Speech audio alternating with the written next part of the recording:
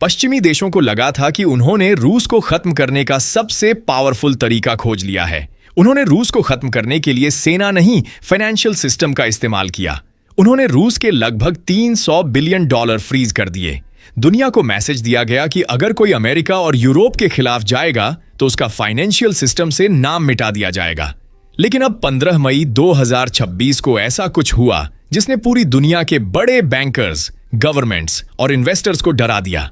Moscow arbitration court ने फैसला सुनाया कि यूरोप की सबसे पावरफुल फाइनेंशियल इंस्टीट्यूशन यूरोक्लियर रूस को लगभग 200 बिलियन यूरोज वापस करे।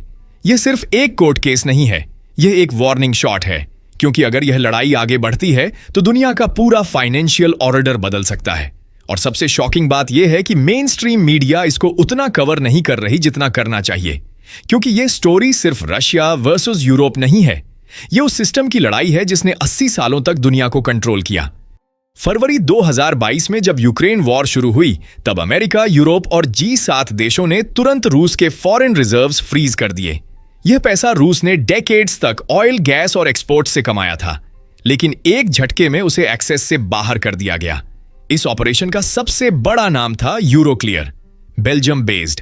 यह कंपनी दुनिया की सबसे बड़ी सिक्योरिटीज डिपॉजिटरी है। देशों के बॉन्ड्स, रिजर्व्स और एसेट्स यहां रखे जाते हैं। 2025 तक यूरोक्लियर के पास 42 ट्रिलियन यूरो से ज्यादा एसेट्स थे। लेकिन सबसे डेंजरस डिटेल कोई नोटिस नहीं कर रहा था। यूरोक्लियर के फ्रोजन एसेट्स का बहुत बड़ा हिस्सा रशियन मनी से जुड़ा हुआ था। मतलब यूरोप की सबसे इंपॉर्टेंट फाइनेंशियल मशीन खुद रशियन एसेट्स पर हेवीली डिपेंडेंट थी।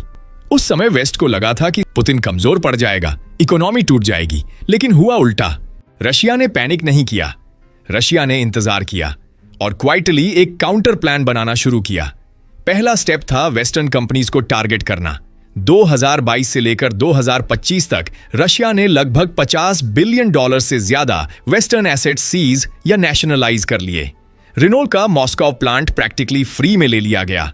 कार्ल्सबर्ग की ब्रूवरीज कंट्रोल में ले ली गईं। फोर्टम, यूनिपर, OMV जैसी बड़ी कंपनीज फंस गईं। वेस्टर्न बैंक्स भी सेफ नहीं रहे। यूनिक्रेडिट के अकाउंट्स फ्रीज हुए। राइफाइजन को बिलियंस पे करने के ऑर्डर्स मिले और JP मॉर्गन तक को रशियन कोर्ट्स ने नहीं छोड़ा। यह रैंडम रिवेंज नहीं था, यह कैलकुलेटेड रिटेलिएशन था। रशिया दुनिया को दिखा रहा था कि अगर तुम हमारे एसेट्स रोक सकते हो तो हम भी तुम्हारे एसेट्स रोक सकते हैं। फिर आया दूसरा स्टेज। दिसंबर 2025 में रशिया के सेंट्रल बैंक ने यूरोक्लियर के खिलाफ मॉस्को आर्बिट्रेशन कोर्ट में मैसिव लॉ सूट फाइल कर दिया। डिमांड थी 18 ट्रिलियन रूबल से ज्यादा। दुनिया ने इसे पॉलिटिकल थिएटर समझा। लोगों को लगा रशियन कोर्ट के फैसले का यूरोप पर क्या असर होगा।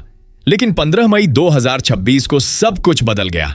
15 मई 2026 को मॉस्को आर्बिट्रेशन कोर्ट ने अपना फैसला सुनाया और रूस का केस पूरी तरह से सही माना गया। कोर्ट ने आदेश दिया कि यूरोक्लियर को रूस के सेंट्रल बैंक को 200 बिलियन यूरो यानी लगभग $220 बिलियन वापस करने होंगे। और यह रकम इतनी विशाल है कि इसे पर्सपेक्टिव में समझने के लिए बस इतना जान लो कि यह भारत की पूरी एक साल की GDP का करीब छठा हिस्सा है। यूरोक्लियर ने तुरंत कहा कि वो यह फैसला नहीं मानते और एसेट्स फ्रीज रहेंगे। लेकिन यहां समझने वाली बात यह है कि रूस का यह कोर्ट ऑर्डर सिर्फ यूरोक्लियर को पैसे वापस दिलाने के लिए नहीं है। यह एक ऐसा मैसेज है जो दुनिया के हर उस देश के लिए है जो यह सोचता था कि वेस्टर्न फाइनेंशियल सिस्टम में अपना पैसा रखना पूरी तरह सेफ है। रूस ने प्रूव कर दिया कि अगर वेस्टर्न सिस्टम तुम्हारा पैसा अपने पॉलिटिकल प्रेशर में फ्रीज कर सकता है तो तुम भी उनके सिस्टम में अपना पैसा उसी तरह टारगेट कर सकते हो। यह पावर बैलेंस का वो बदलाव है जो दशकों में एक बार होता है। और यही पॉइंट सबसे डेंजरस है, क्योंकि दुनिया का पूरा फाइनेंशियल ऑर्डर ट्रस्ट पर चलता है। कंट्रीज अपने रिजर्व्स अमेरिका और यूरोप में इसलिए रखते हैं क्योंकि उन्हें लगता है कि उनका पैसा सेफ रहेगा, चाहे पॉलिटिक्स कुछ भी हो। लेकिन अब चाइना, सऊदी अरेबिया, UAE और दूसरे बड़े देशों के लीडर्स एक ही सवाल पूछ रहे हैं, अगर रसिया के साथ यह हो सकता है तो कल हमारे साथ क्यों नहीं?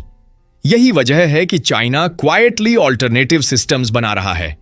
अब यहां वो एंगल आता है जो कोई नहीं बता रहा और जो इस पूरी कहानी को और भी खतरनाक बना देता है।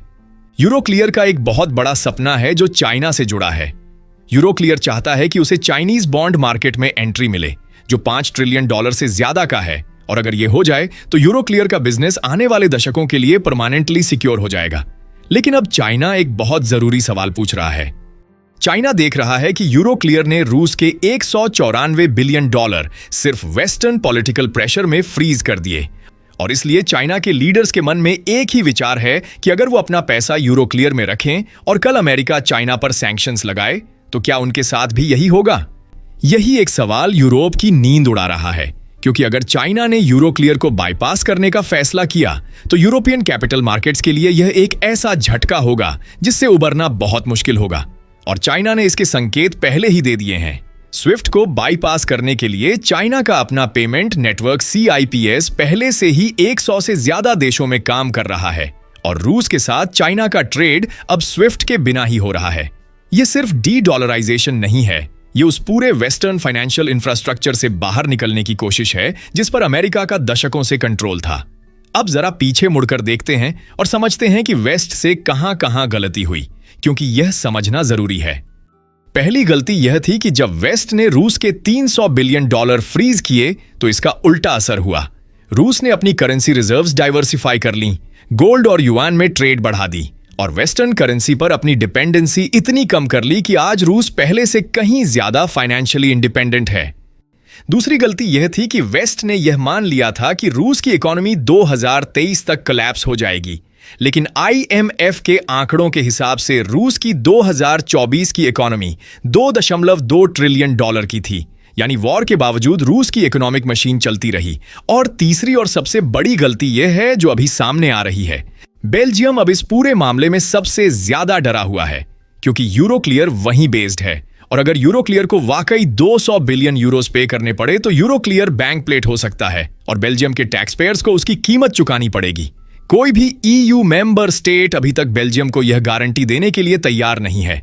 पुतिन ने 2024 में जो कहा था वो आज सच साबित हो रहा है कि जब तुम दूसरों के रिजर्व्स चुराते हो तो तुम उस सिस्टम को तोड़ रहे होते हो जो तुम्हारी अपनी प्रॉस्पेरिटी का आधार था। अब सबसे जरूरी सवाल यह है कि आगे क्या होने वाला है, और इसके 3 रास्ते हैं जिनमें से कोई भी रास्ता वेस्ट के लिए आसान नहीं है।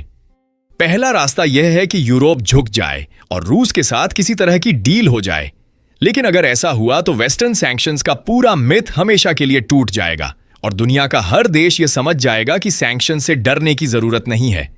दूसरा रास्ता यह है कि यूरोक्लियर और यूरोप रेजिस्ट करते रहें, जिसके जवाब में रूस अपना तीसरा स्टेज एग्जीक्यूट करे। इस तीसरे स्टेज में रूस के पास अभी भी यूरोपीय कंपनीज के एसेट्स रूस में हैं, जिन्हें वो किसी भी वक्त सीज कर सकता है, और बेल्जियम के करीब 16 बिलियन डॉलर के एसेट्स अभी भी रूस में एक्सपोज्ड हैं। तीसरा और सबसे खतरनाक रास्ता वो है जो चाइना तय करेगा। अगर चाइना ने इस पूरी सिचुएशन को एक सिग्नल की तरह लिया और CIPS और UN बेस्ड सेटलमेंट को और तेजी से बढ़ाया तो डॉलर का वो ग्लोबल डोमिनेंस जो 1944 से चला आ रहा है धीरे धीरे कमजोर पड़ने लगेगा। यह सिर्फ रूस और यूरोप का झगड़ा नहीं है, बल्कि यह उस पूरे फाइनेंशियल ऑर्डर का अंत है जिसमें अमेरिका ने 80 सालों तक दुनिया को अपने नियमों पर चलाया।